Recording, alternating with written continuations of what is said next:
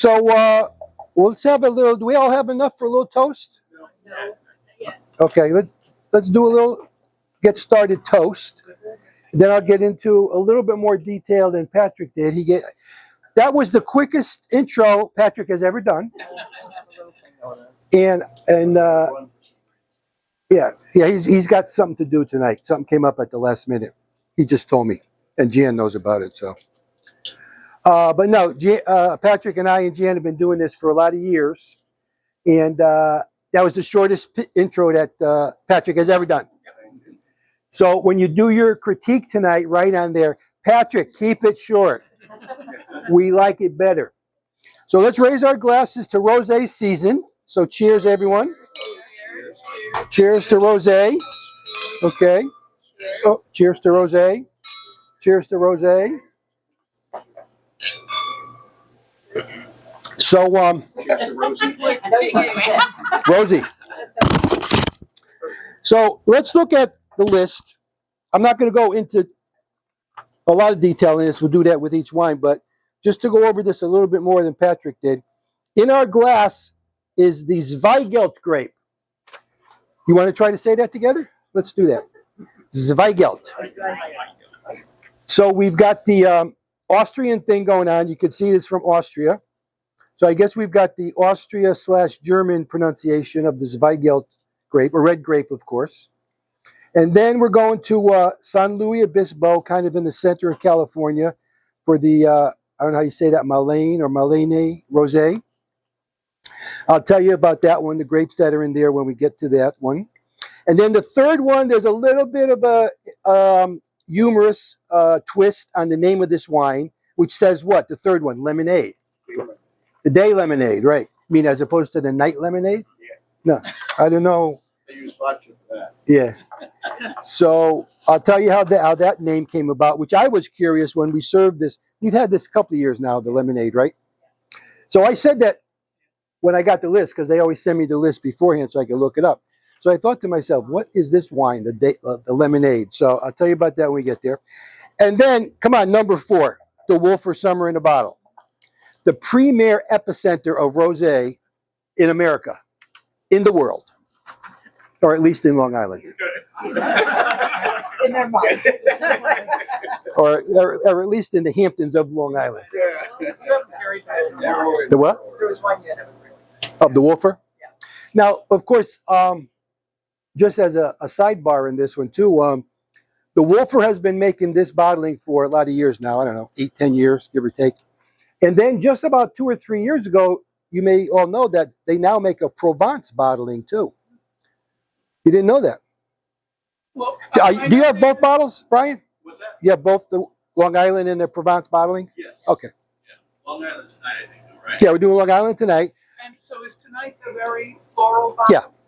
And the other one is not? No, it's floral. Label. Right. No, the Provence one is also the same label. They have an estate that doesn't have that. Okay, all right. Oh, the estate one is kind of the orange and white half and half label. But no, about a couple of years ago, not many, maybe 2 or 3 years ago, I was looking through the rosé selection. And you always spot the summer in a bottle because it is a pretty bottle. And that's part of how it sells, of course. And then I'm looking around and I see it again and I'm thinking, oh, William placed it in both places. But I took a closer look at the second bottle that I saw. And as I'm reading the label, it said produced in Provence or Provence something. And I asked around and I learned that they make a Provence bottling. So I didn't know about that.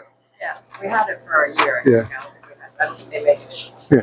Hey, Brian, do me a favor, please. Yes, Can you go get a Provence bottle? Yeah. Summer bottle? Yeah. Just leave it on the side. When we do Wolfer, I'll show them both bottles. Please. Thank you. And then, let's see, that's the 4th one. And then the 5th one, we're going to Basque Country. Now, anyone been to Basque Country? You've been there? Oh, we know. It's great, right? Yeah. We want to go back, right? Yeah. I do. Yeah. Yeah, Basque is great. So this is Chocolat from Basque. We'll talk about that when we get there. Then we are going to Germany. So we're having Austria now. We're going to Germany. The Kruger Rumpf Rosé. I'll tell you what that grape is when we get there. Croatia. We don't do many Croatian rosés, if I remember right. Maybe we do. But we're going to do the Pomelo Rosé. And then the last one is that tongue twister. I'm not even going to try to say it all. The shorthand for that is a Vinho Verde Rosé. Now everyone knows Vinho Verde, right? The Portuguese. Here's the Argentinian one. Oh, they make one. Both for Malbec. The Finca Wolfer Rosé. Rosé. That's a Rosé Malbec? Yep. Do you have that one here? Or you No, just, we did a few years ago. I think they Oh, you stopped did? making it. Okay. So everyone knows Vinho Verde, right? The little spritzy sparkling wine from northern Portugal, very summery, easy drinking. And so we're going to have a Vinho Verde Rosé. So that's our grapes. Now, how are people liking this first wine? So let's do our analysis. Now, you guys have never been with us for wine class, right? So just follow along, and like in the movie Stripes, like Bill Murray says, do what I do and say what I say. If you know that movie, I'm a big fan of that movie because it's wacky movie. Stripes with Bill Murray. You like that one? Oh, it's hilarious. Ramus. Yeah. Oh, Harold Ramis. Harold Ramis and Bill Murray. Those of you that saw the movie, it's really funny. Well, all those guys are, all the Ghostbuster guys. They're wacky. Oh, the razzle dazzle, what they do with the rifles things. Yeah, right. We should do a movie thing. How about if we do some tasting related to movies, Jan? Wow, that's the one. Wow, we could do the whole movie in one night, right? How could we do that? We have to brainstorm, Brian. You're the smart one in this crew. I know all of these. We can do Psalm and just taste the entire store. Yeah. Oh, Sam, the movie Sam. Well, actually, that's not too far off, this whole concept of Sam movies or Sam, because Brian has done a wine class related. We talked about this, I think, related to music. Did we tell you about this? You were in it, right? Yeah. Oh, so you were in it. Yeah. So I guess I'm just thinking that's a digression, like we're digressing to movies. Actually, I'm just doing this because Patrick usually takes up this time for me. So I'm just thinking now, how can I take up 10 minutes that usually he does? So we don't get you out. So we don't get you out of here at like 8:10. Actually, I was invited to the what was that? The prototype. Yeah, the one we did at PKN Studios. Yeah, I got the email from Patrick, said, Len, why don't you join us at the PKN studio? I thought we were going to have like a recording session. And I said, well, let me tune up my voice now. So then he explained, no, Brian's got this idea about doing music and wine, and we want some people to see how it goes. I said, all right, I'll be there. And it was great, Cool, right? the prototype that you did. Yeah, there's something to it. And then you guys told me that you did the whole show, and some of you were in it, right? So For another one. you ready for another one? So now I'm thinking we could do something about movies. We'll have to think about that. Patrick won't like that idea. He'll diss me. He'll diss me. I'll come up with it, and he'll diss me, and then that'll be it. Men at that, I bet. I didn't hear you. 100% men in attendance. Movie lines and whiskey. They'll love to talk about that. And you know how guys like to. Anyway, my husband's like quiet. Are you a whiskey guy?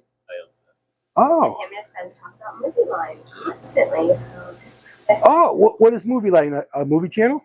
No, Lines from lines from. Oh, movie lines. Oh, I thought you were talking about it specifically. Oh, I got you. Oh, I'll be in on that. Yeah. Okay. Do I have to drink the whiskey though? Yes. Oh, okay. Because I'm not much of a hard spirits guy. But anyway.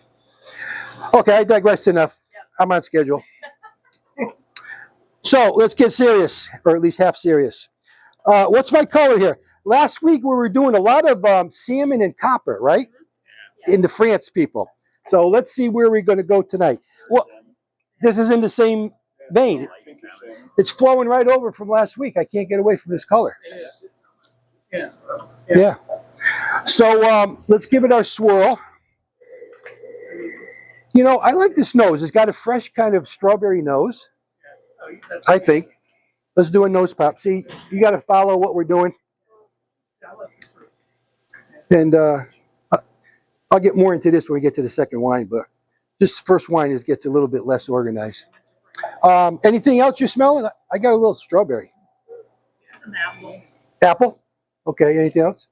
Any herbs? Any flowers? Any minerality? Green, okay. And did you guys all do a lot of slurping and sloshing on this? The one's in this, but it's got a lot of acid. Oh, yeah. Really bright acid. Good pucker, yeah. Got the pucker. Pucker going on that one. Okay.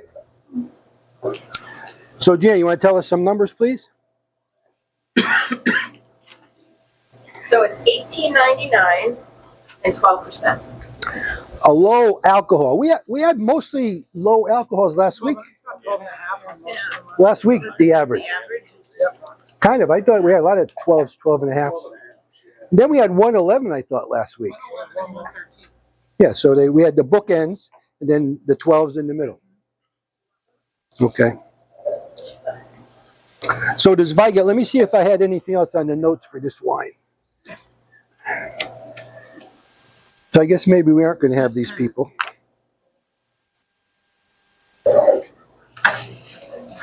Oh, here we go. Let's see what the distributor wrote.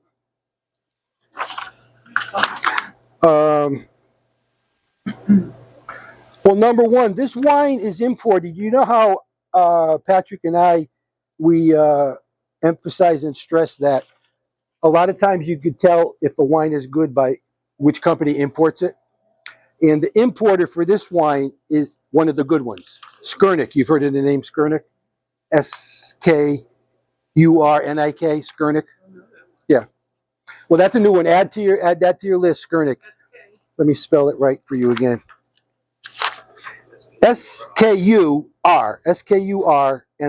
Skurnik. And they're one of the top importers, really. And so they bring it in. And actually, even though, can I see the label? What does it say on the label there, Jan? Does it just say the grapes Weigelt? Because my notes show Schlossberg, Gobelsberg, doesn't even say the grape. Yeah, imported by Skurnik, yeah. Okay. Well, on the tasting sheet, we have it as Weigelt, but on the Skurnik website, they get into more detail, and I'm going to give you two more grapes that are in this wine. So I presume it's mostly Zweigelt, maybe who knows how much, 70, 80, 90. And then there's a second grape called Saint Laurent, 2 words, Laurent, Saint Laurent. And then there's a third grape that everybody knows and loves, Pinot Noir. So there's actually 3 grapes in here, Zweigelt, Saint Laurent, and Pinot Noir. Imported by Skurnik, put them on your hot importer list. Usually any wine by Skurnik is a go-to. And then also on the Skurnik website, I printed off, they had shelf talkers. So this is the shelf talker from Skurnik. I'll read it real quick. It's called the Zweigelt and St. Laurent grape varieties, of which I just told you, are grown in cooler sites of Gobelberg and the Langenla are used. And then after the harvest, the grapes, still with their stems, are softly pressed and then fermented. This type of rosé is somewhat similar to a white wine because no acid reduction is used to emphasize the fine fruity character with a streamlined elegance. So they're starting to wax a little poetic there. Its fragrance and fruit nuances of wild cherry and fresh berries, I got the strawberries there, make this rosé an optimal universal food companion. So I think so. I think it would work nice. And we got the numbers from Jan, so I think we're ready to move on. Any last thoughts on this? What do you think? We like it or not? Could we use it? Well, you got to get Provence in your wine. That's what sells rosés. We know that. It says, modeled on these Provence wines, Malines sources traditional rosé grape varietals, which I'm going to tell you in a minute. And it says how The growing region is a warm Mediterranean climate during the day and then cool nights, which we've talked about before. Many grapes like that. So I'll tell you the grapes in a minute, but let's taste it first. Oh, how about this color? Wow, what is this? This is like a super light pink grapefruit color. I don't know, what is this? Not grapefruit. Peach, is that it? A pale peach? Or how about a pale watermelon? Peach, you like peach? Okay. And I'm seeing legs on the glass. Seeing a lot of legs. So I'd be curious what the alcohol is on this one. You guys getting legs on that? I am. All right, let's give it. Okay, let me. Okay, John's giving you an intro, but let me take 1 minute for these new people. They've never been here before. So what we do in our wine classes, and the way I teach it is, I show and I teach people how to taste wine just like the professionals do. Like these people back here and me and Patrick. And there's a 5-step process that we use. And not me, in the trade it's known as the 5 S's. So the first S, what we do is we take our tasting sheet, we flip it over so we get a white table placemat, and we tilt the glass this way and we look right down on the glass. This is the first S, is sight, right? Second S is swirl. You've seen a lot of wine tasters do the swirling. The third S is smell. That's what people were starting to talk about, what they smell. We'll talk about that in a minute, but I'll just finish up with you real quick. And another sidebar thing I do when we smell the wine is I've taught people to, second technique of how to smell is put your hand over the glass, cup it, make an airtight seal, and then smell it real quick again. And many times you'll get even a more emphasized smell. And then I've used, people use different terms for these last two. I use slurp and slosh. Because you got to get the wine all around your mouth, on your gums, on the back of your tongue. I don't know if you have a testing technique for whiskey like that. It's not as close as wine. I know you got to hold whiskey down because the alcohol sear your nose. So what we're going to do now is we're going to taste it by slurping and sloshing like this.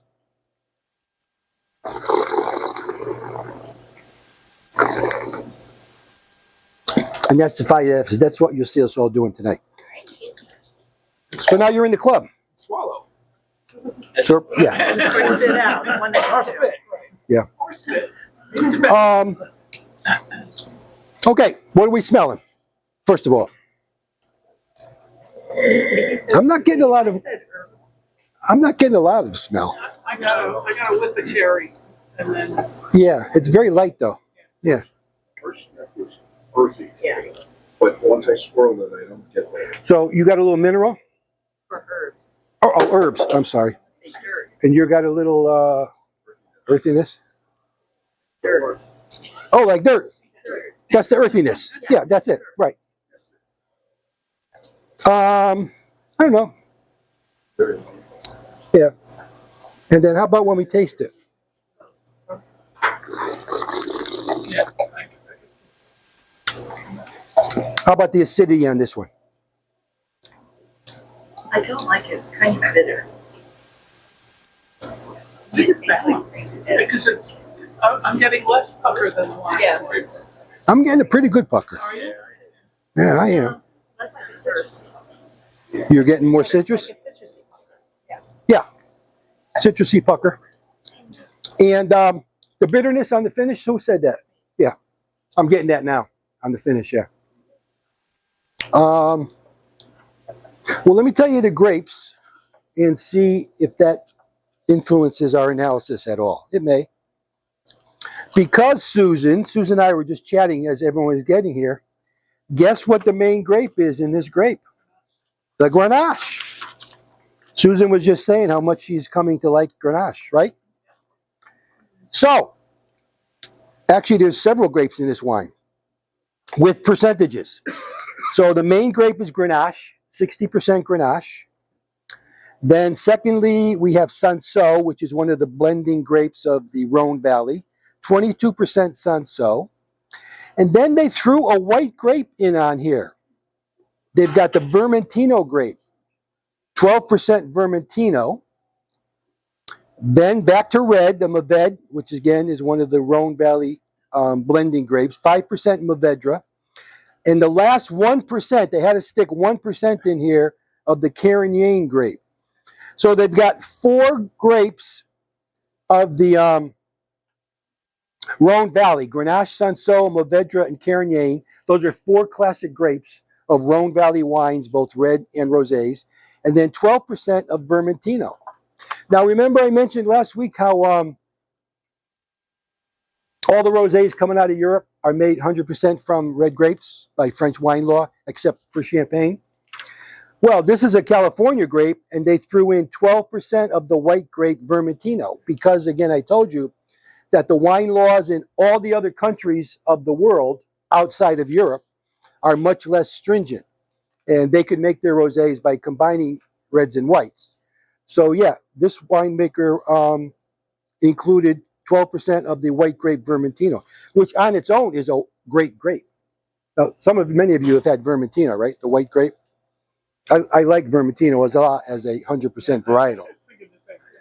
There's this Italian on the list. He was complaining earlier that there's no Italian. Oh well, we didn't give you a whole bottle of it. We gave you 12%. So you're going to get a bad review of this class from Pietro, because when he came in, he did a quick scan of the list. He goes, something's missing. I didn't know what he meant because I wasn't that bright. And I said, "What do you mean? What's missing?" He goes, "There's no Italian wine here." So, but Patrick's not here because I don't think Jan has the authority to put in wines. I don't know. No. So,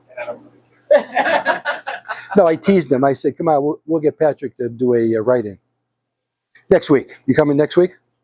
Yeah, that's what I meant. That's the joke. A little private course. Yeah, that was it. I was going to have Pedro just walk in and hang around the cheese store. Says and say, "Where's my Italian rosé?" Okay, so that's quite a potpourri of grapes we've got in here. 4 Rhone Valley reds and 1 Italian white, a very good quality white, actually. So now we need Jan's numbers, right? $15.99 Okay. and 12.5. 12.5. I guess that's the number for this year's rosés. I don't know. I'll tell you right up front, this is an easy grape blend. 2 grapes, 88% Pinot Noir, and 12% of the Gamay grape. Now, many of us know, of course, Gamay is the grape of the Beaujolais wine, and Pinot Noir is Pinot Noir. So 88-12, Pinot Noir and Gamay. And the cute little story about this is that, let's see, this is from Willamette Valley, Oregon. Okay, that's why 88% Pinot Noir. And just a 1 or 2 liner from the website is that the word lemonade came about because this is their first season of this wine was one of those horrible fire seasons.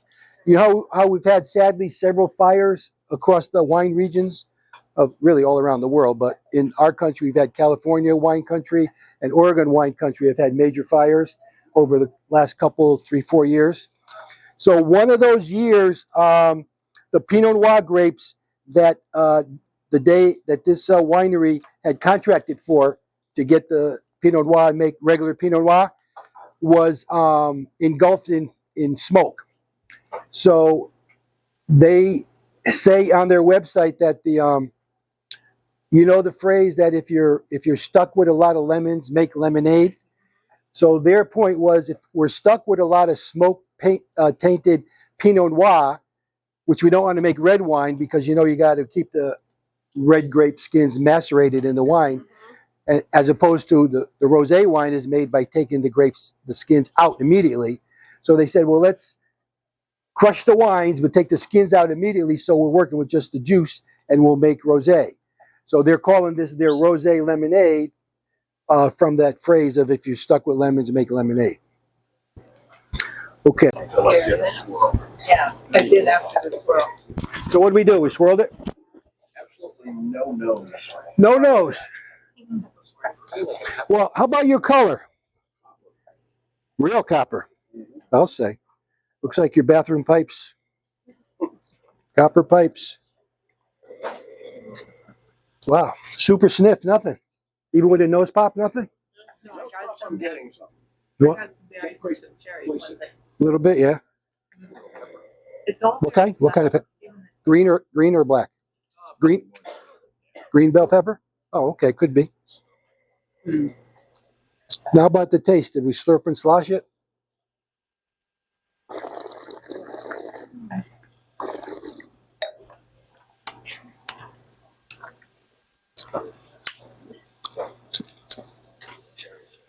What are you getting? Medium finish, no acid, that pops separately. It's one of the smoother ones we've had. Smooth wine. You getting a little bitterness? No, not in this one. Not a lot of bitterness. No. No.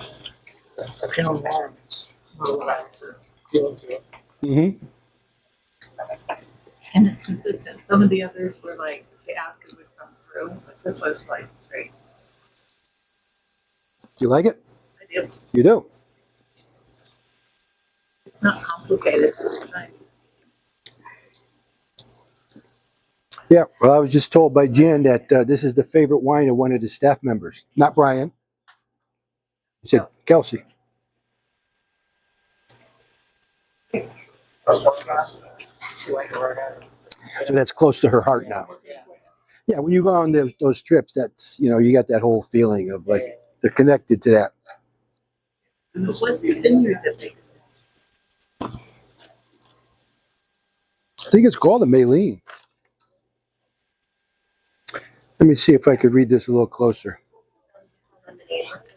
No, it's called the Day Vineyard because the owner winemaker is a woman named Brianne Day. Brianne. Brianne says Brianne Day bottled her first vintage of Pinot Noir in 2013. So Brianne Day is the owner winemaker. So this is the Day, the Day Lemonade Rosé. Yeah. Do you think you might have met her? Correct. Where? Locally or out there? No, I went to the Pinot Noir Festival. Oh, well, you could be then, yeah. It is really good. What's the difference? Can you describe bitterness versus acid? Like, how Yeah, is acid. that a nuance or is there a difference? No. Acid is things like grapefruit juice, lemon juice, vinegar. So when you put that in your mouth and you feel yourself salivating here, see, orange juice, grapefruit juice, vinegar, if you eat or drink those, roll it all over your mouth like you see I'm telling people to do and they know what to do. Your acid receptors, well, really, they're all over your mouth, but they kind of like most emphasis are right back here on the back of your jowls. If you start salivating there, that's a sign of high acid. Foods that have high acidity will force your mouth to salivate there. Bitterness is tasted in things like espresso, arugula, and things that are bitter, dark chocolate, things that are bitter. So there is a taste, tactile sense difference between acidity and bitterness. Acidity, salivate back here, think of orange juice, grapefruit juice, vinegar. Bitterness, think of dark chocolate, espresso, or arugula, and just kind of on the back of your throat. So they're not interchangeable, no. They're two different things that we look for and comment if one or the other or both are in a wine. Okay, yeah, the more I taste this, it's growing on me. I don't know. What do people think? It's okay? Are you thrilled with it? Okay. Be honest, Pietro. Only because the nose is not there. To me, There is no nose. You're right. enjoy that. Yeah, we got to have it all. Yeah, we need the whole 9 yards. It warms up a little bit. I think it's opening up a little bit. That may be it why I'm going back to it, and it's got a little bit more flavor. But the nose, yeah, no nose on this thing.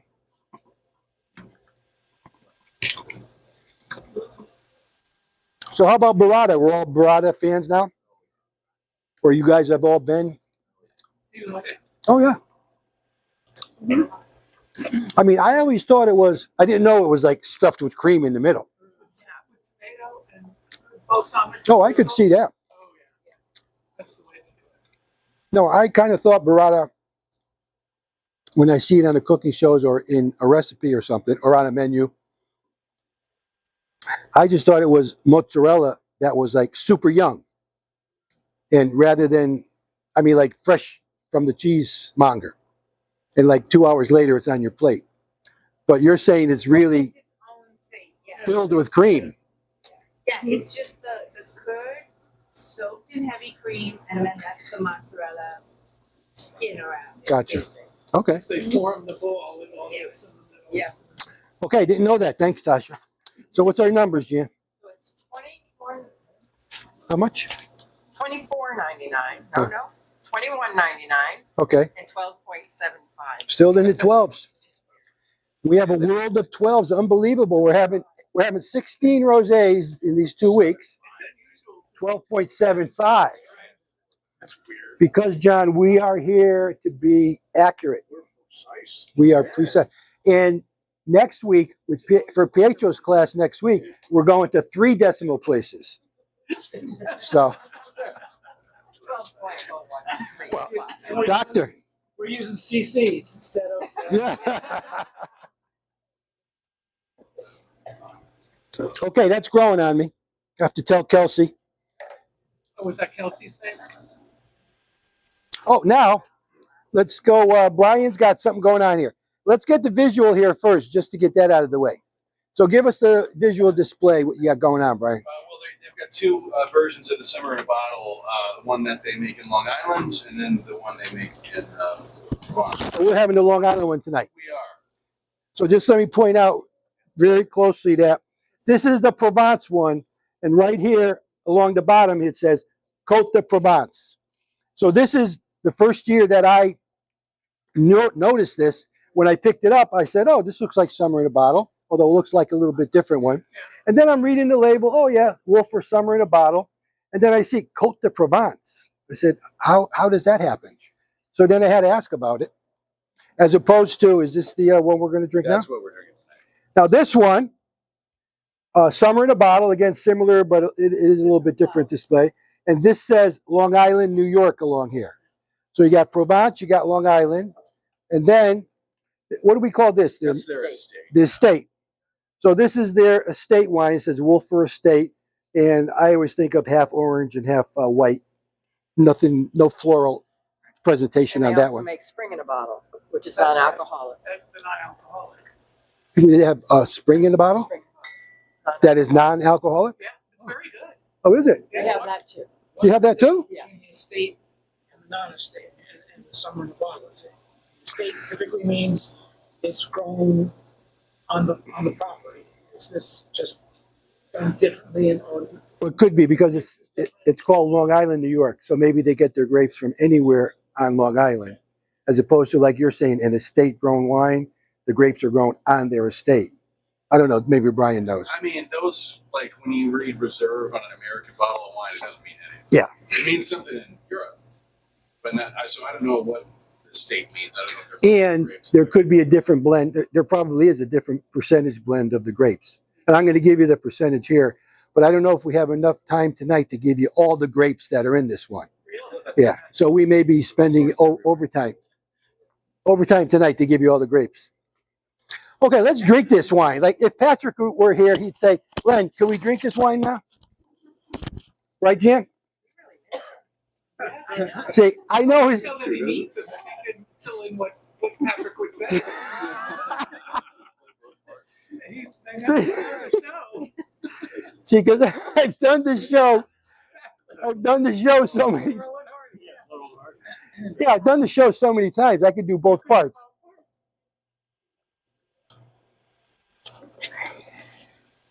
Can you cook on pork chop? No, I can't cook like him. No,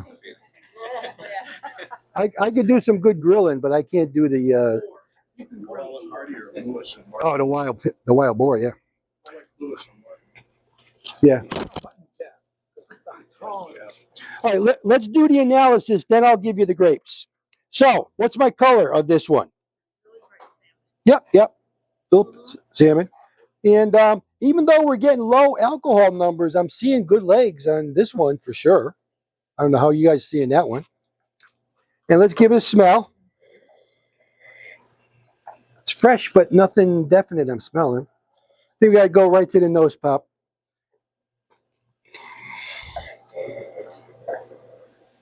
Very light nose.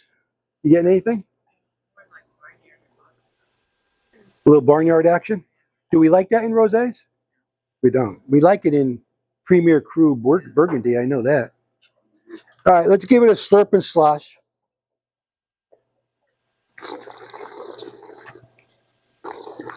Mm. Got kind of a bite to it. Oh, yeah. Good. Sourness. Fizzy bit to it. Fizzy? A little residual fermentation going on? And it does? Intentionally or just some bottles do? I get kind of like a burnt finish. Mhm. You get that? Kind of like a burned. Did they have a fire on Long Island? Yep. I thought it was crazy, but I got it too. Oh, you did. You tasted this wine with us. You get a little burned flavor? Yeah, I tasted that. Yeah. Good, Jess. You're getting tuned in there. No, you're right. There is. There is a little bit of a burned sourness going on. Okay, we got to call these guys up tomorrow and ask them what's going on. We got to work with them on this. They need some consulting, I think. I know. All right, get your writing hand ready because here it comes. We got a lot of grapes here. Unbelievable what they do with this wine. Maybe that's why. Maybe we got too many grapes in here. Okay, here it comes. Wolfer Summer in a Bottle, the Long Island bottling. Merlot, 40%. Chardonnay, 22%. Cabernet Sauvignon, 12%. The infamous Gewürz grape, 7%. Cab Franc, 6%. Pinot Meunier, the third grape of Champagne, 4%. Pinot Blanc, 4%. It's never ending. Riesling, 3%. And finally, I got to take a breath. Sauvignon Blanc, 2%. It's overkill of blending those grapes. So, bunch of red grapes, bunch of white grapes, almost half and half, give or take. Yeah. And It's like the shameless spot. What was the last one? 2% Sauvignon Blanc was the last one. Kitchen sink. Interesting position. Okay, then we know about that one.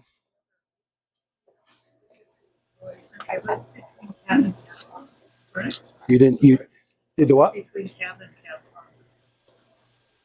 Okay. Okay, that's it. Oh, what was between? Did you tell her, Jonathan? Yeah, okay. Any, oh, yeah, let's get the numbers. So it's $24.99 and 12.4. I guess what would be interesting at some time would be to taste all three of them, the three rosés of Wolfer, just out of curiosity. And the spring wine, what's it called, Jen? Spring in a Bottle, the non-alcoholic. Yeah. That'd be interesting to taste all four. That's like a mini tasting right there. Provence, Long Island, the estate. I think tried last year. It was better. This bottling last year. Well, vintage variation, right? Yeah. Barada. I took the Barada. So Brian's going to pour like they do authentically in the Basque region of. It's going to be Brian. Oh, okay. I'm going to do my best. It's going to be Brian's copy of authenticity. My version. Okay. They make these little toppers. We're trying to find a place that'll supply them for us so we can sell them at the shop. But it's almost like, those little Kikkoman soy sauce things where it's Yeah. So you can get this nice thin little stream. But what you want to do is try to pour it from inside. I don't have that thing, so let's see how I do. But steady and just try to get some of those, aromatic, so that's too much, but they were good. So then the bubbles sort of bring out some of those aromas. It's really a fun little thing. Try it outside when you're doing barbecue. Make a big old mess. No big deal. This is in on the northern coast of Spain, where San Sebastian is, and this winery I read is on the road between San Sebastian and another tourist destination village, Guetaria. You've been there too, right? All the outside cooking restaurants. Yep. We walked out to there's a little island with a chapel on the hill, and you could walk over the Atlantic to it. Oh, do you? I didn't. I didn't. Walk. We were there on a rainy November day. You know, Oh, but it was good anyway. Yeah. It's all good over there, yeah. Okay, so I'm going to tell you the grapes after we taste. So, what's our color? White copper with a light white copper with a pink hue, maybe a little bit of pink on it. Okay. Mm-hmm. Okay, how about our aroma? Green pepper. Green pepper. Ah. Even with a nose pop, what are we getting there? That's spicier. It's spicy. Mm-hmm.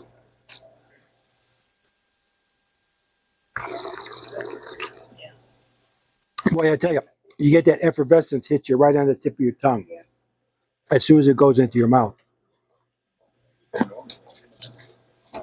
It's nice. I like it. It's quite stimulating when you get there. I'm just getting less. What are you getting, Jeff? I get less nose after it. Oh, dear. You smothered it. What happened?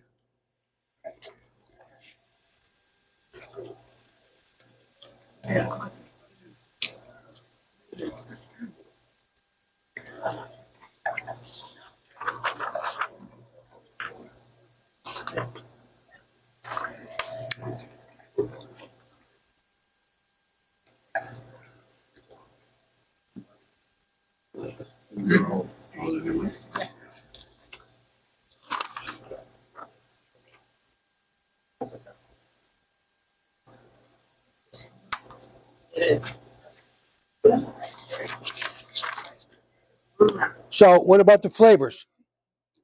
Any noticeable flavors we're getting? Yeah.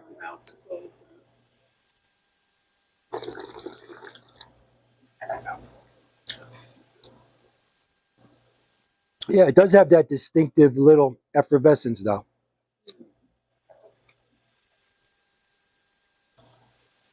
Now, this has got two grapes, and I'll tell you, to my knowledge, this is the only place in the world that I've seen these two grapes grow. So if Patrick were here, we'd ask him. But I'll tell you the names. Now, this is a Spanish wine from the Basque country of Spain. And it's a 50-50 blend of a white grape and a red grape. So even though we've talked about how in France, the French wine law does not permit white grapes in their rosé, that's France's laws. Now we're in Spain, and in this case, the Spain wine laws, at least in this region of Spain, allows white grapes. So the two grapes are, and I'll spell it if you need be, the red grape is Hondarrabi Beltza, two words, Hondarrabi, ABI,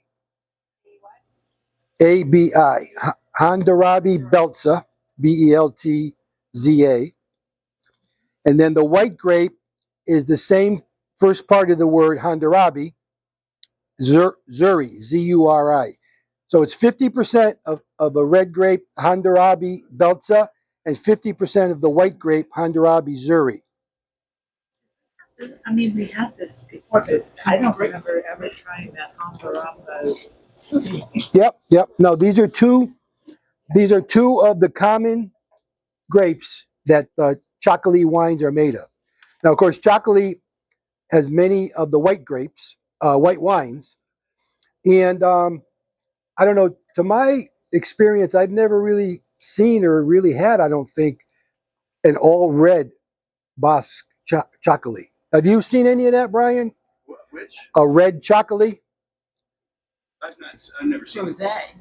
Well, we're having the rosé. I mean, rosé and a white. Yeah, But no, yeah. The it's white, red. the white is the most common. We've seen a lot of chocolates that are white wines, which is made by the white grape of these two, the Hammurabi Zuri. Right. And then we're having the rosé, which is made from the two. But to my experience, and I'm asking Jan, and if Patrick were here, we'd ask him. I've never seen or had an all red grape from the Basque region, made by this Hammurabi Belza. So It's chocolate location. chocolate is like the DO name, like the DOC name in Italy. No, chocolate is not a grape. It's the name that they gave to the region. Yeah. Because even in San Sebastian, I don't remember having red. No, me neither. Right.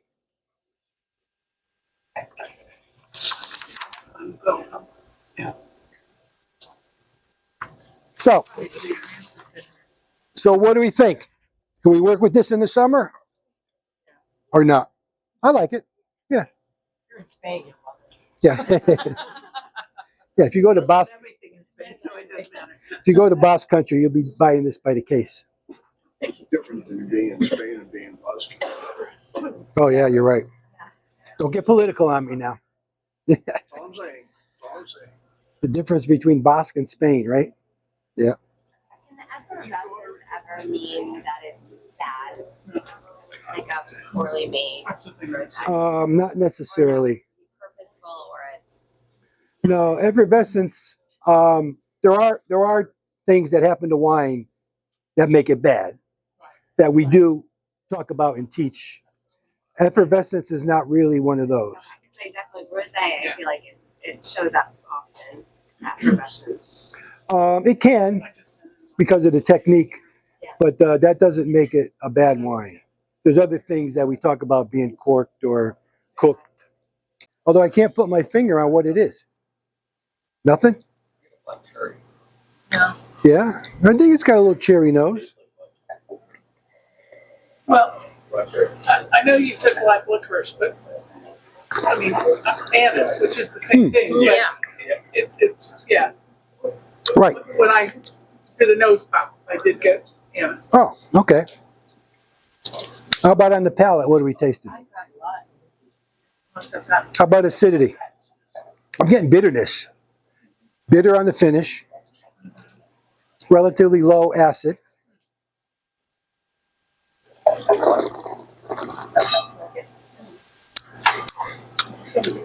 That's what it is. It's got a longer finish than it used to. It does. One of the longer ones of the night. Thank you. Mary Taylor, that was the one. Oh, the Mary Taylor, yeah. Right. You saw that I sent you the link there. Yeah, You saw all the wines that she's got, right? I know, you're gonna have to cook a lot of food. Yeah, yeah. A lot of cooking with all those wines. I bought 2 bottles of the same. Okay, now, so the things going on here, we're in Croatia, the Pomalo Wine Company in Croatia. And this is a 100% of one red grape. It's got 2 spellings here, or 2 versions of it. The Croatian word is Frankovka. The male name Frank, Frankovka, one word. Frankovka is the Croatian word. Then in parens, they give you the German word that I've heard before from some of our German presenters, like Eric, the Blaufränkisch. That's the grape. Yeah. Yeah.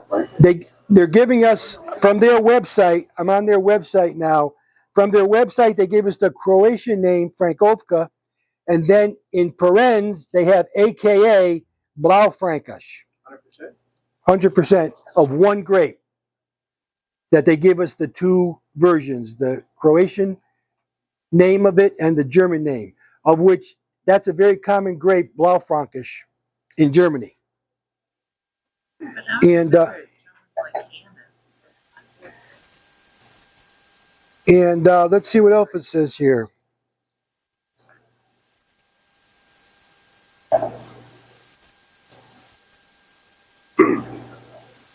And the name of this wine is Pomalo, but it's saying here, it says the description of the word Pomalo cannot be found in any Croatian dictionary. Literally, Pomalo means to take it easy, to relax, no stress, but also slow down, no worries. Yeah. You did what? No worries, be happy. No worries, yeah, right, that's saying. So it says the true meaning of Pomalo is rooted in the coastal and inland, island lifestyle and the general state of mind of the Dalmatians. Croatia doesn't have an island. Croatian. They do. It's on the coast. It almost sounds They're on the coast. Yeah. Yeah, it does. Yeah. Yeah. Dubrovnik. I mean, just see the pictures. It's Yeah. gorgeous. I view them as no. Candy, I can see that. Yeah, now that you say it, I see that. Yep. So it's east of Venice, right? Croatia's like right Yeah. across the. Across the Adriatic. Yeah, the whole Croatian has got that whole long coastline. And then you've got Dubrovnik. A lot of Italians came in and cultivated. Yeah, yeah, yeah. Especially across the northern route, they all intermingle. So, Yeah, but like, They split between two countries now. what would you have for food? Would you have? I would do pork with this. I can see this with a nice roast pork, truthfully. Spicy or? No, I wouldn't go. You know, when you say pork, you could do it a number of pork, a number. Just kind of a roasted, relatively, like with thyme. I can see it with like herbal, earthy notes. Personally, but you know, not just that, but that's one way. No, You wouldn't do spicy. no, I would do a roasted pork tenderloin with thyme and stuff. I think it would go nice with this. But you could do sweet. Like pork with. I don't know if I would do sweet with this. Sweet, wouldn't do sweet. No. Either. No, it's too. You kill the wine. Is what you say. No, because this is a dry wine. I would have an earthy meat with an earthy herb. Yeah. Now we need numbers for this one, Jan. Did we get that yet? Okay, let's see what's this going for. This Croatian wine. $16.99 Okay, and 12.5. 12.5. That's our number this whole 2 weeks. 12.5. 16.99. Yeah. Okay, now, any last thoughts on this wine, Croatia?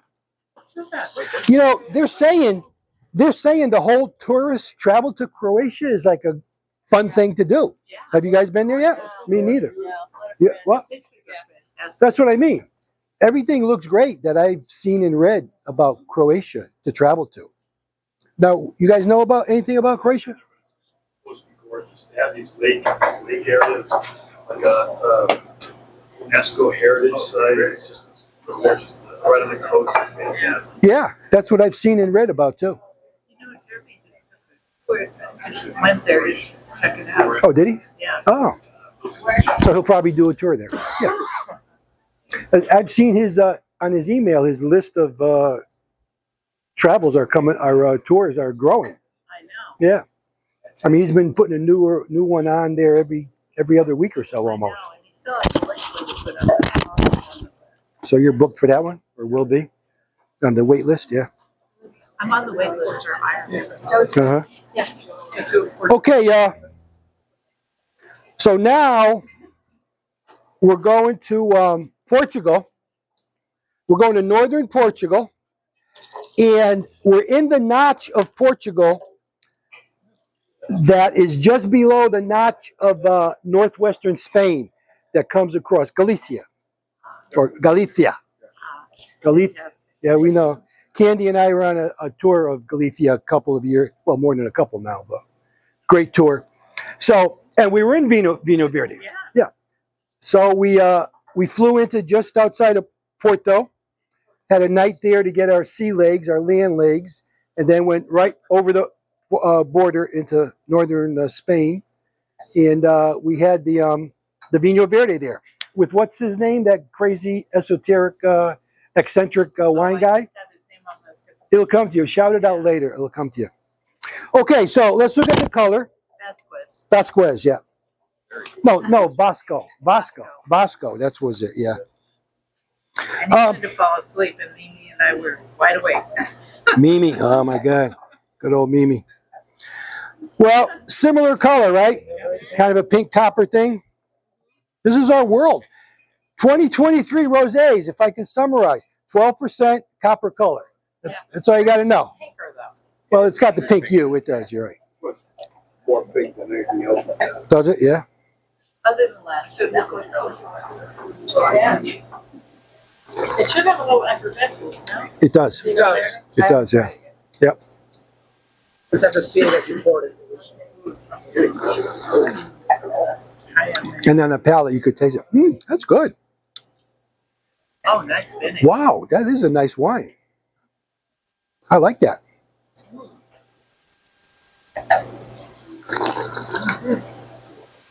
It's got that very slight effervescence. It's got nice fruitiness coming out of it. A little burst of acid to make it fresh on the palate. Actually gives you a little tingle on the tongue, which is the acidity and the effervescence. And how about the flavors now? What are you guys getting? I got strawberry and cherry. It does. It's got the red fruits. Got the red fruits, yep. So this is the big long name of Quinta, which means winery in Portuguese is a quinta. So Quinta da Lisa. The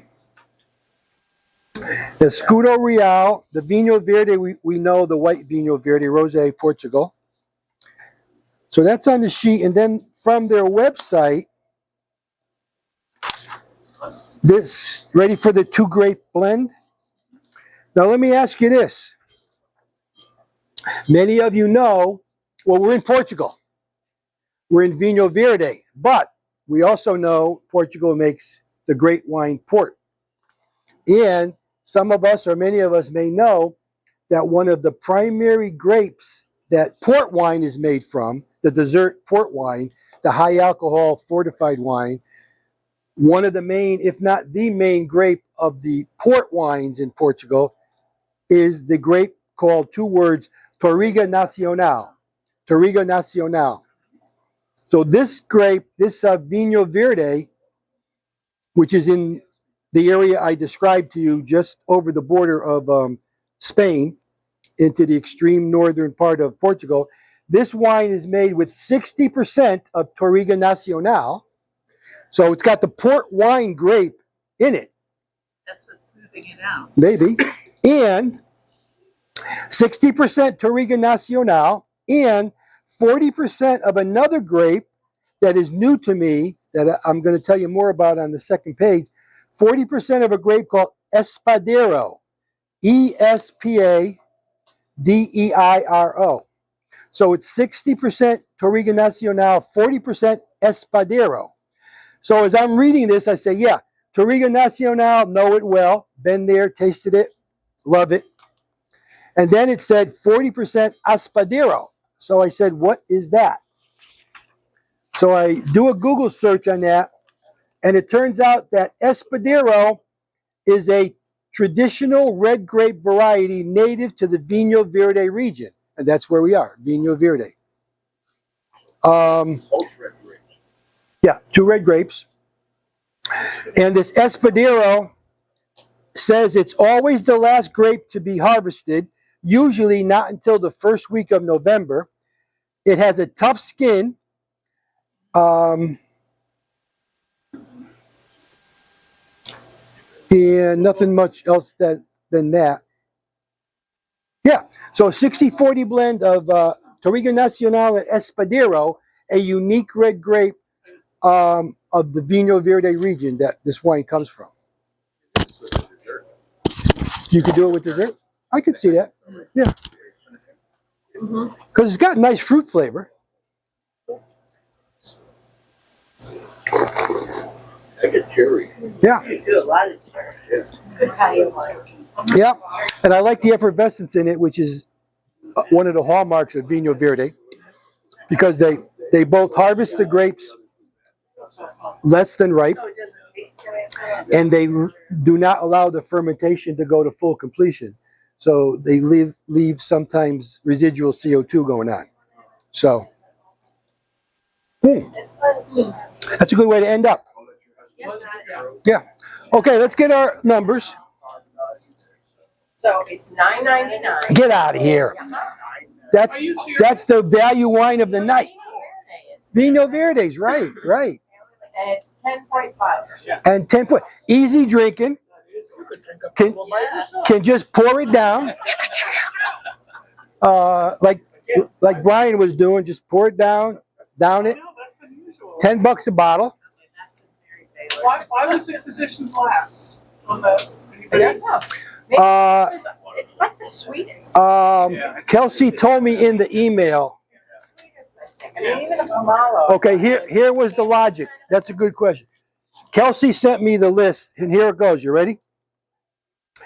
So this was Kelsey's email to me to be prepared for this. It says, Len, here's this week's selection of rosés for the class.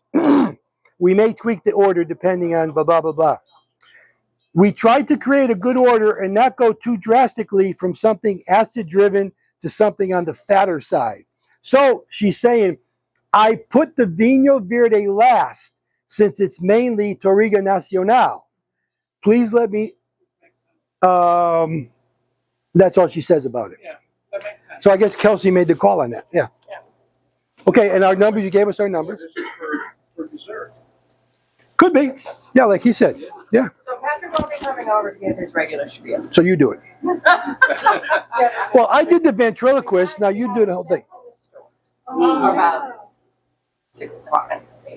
So the cops just showed up. So that's what he's been dealing with tonight. Really, 8:30, 6 o'clock, 8:30. You know, and he was looking at You the guys deserve better. film and all that kind of stuff. They took tequila. Anyway. So you know how it all works. You can get 10% off any of the wines that are already at state minimum. 0.88. 0.88. Look at the tag. It's 0.88, and that's state min, so won't get any A more. number of us who have been here for so many years could probably all repeat it. You probably can. Jan, just have them each go The down. cheap shop will do one better. It's 10% off of everything. Jess, are you getting this? This has got to go on the tube. Get this. I did Patrick's spiel. I got there. I was gonna say, you're not still recording? This is the highlight of the night. I know it is. One better. So they get 10% off of anything. they do. And all of the wines are over next door. The 750 bottle only. 750 bottle. Yeah, we should have you each one. Everyone stand up and do one statement from Patrick. It sounds like some of the people at the table could help with that. I think so. I think so. So. Like we haven't heard it before. If you still have a little wine glass, let's do our final toast. Cheers. Cheers.